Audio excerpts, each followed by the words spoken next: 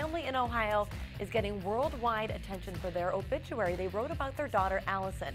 They decided they would not worry about finger-pointing, whispers, or family stigma. Fred and Dorothy McIntosh Shoemake directed the funeral home to start their daughter's obituary by stating just straight out that she died of a heroin overdose.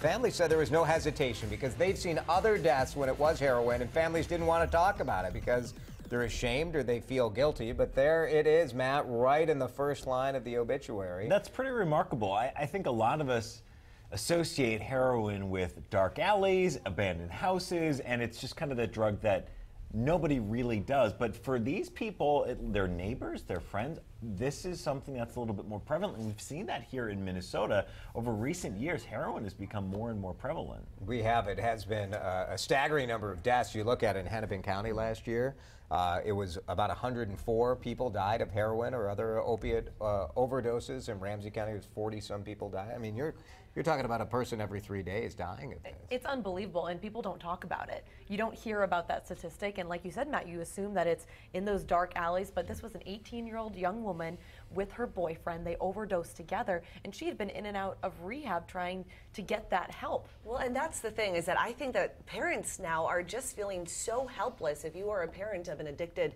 child, they have no options. Right now, the average length of stay for treatment is about 30 days, and any medical professional will tell you that is not enough to cure and treat addiction. Minnesota Teen Challenge, I know, offers 13-month stay. So I think that this is their way of not having their daughter die in vain. We just saw Allison and her boyfriend, Luther. They died of heroin overdoses at the exact same time. And before Allison's obituary was published, Mom called up the boyfriend's family and said, hey, we're going to do this. Are you okay with this? And they were, and then they wrote the obituary in the same way. It's pretty interesting. I want to show you some of the reaction they've been getting all around the country because it's really struck a chord. Bonnie wrote to thank the family for their unselfishness and their courage to think of others. Sherry wrote how incredibly brave and selfless of your family to open your hearts to saving others from this pandemic. And Elisa made a very interesting point, saying only by coming out of the shadows can we hope to expand funding and research to end this disease.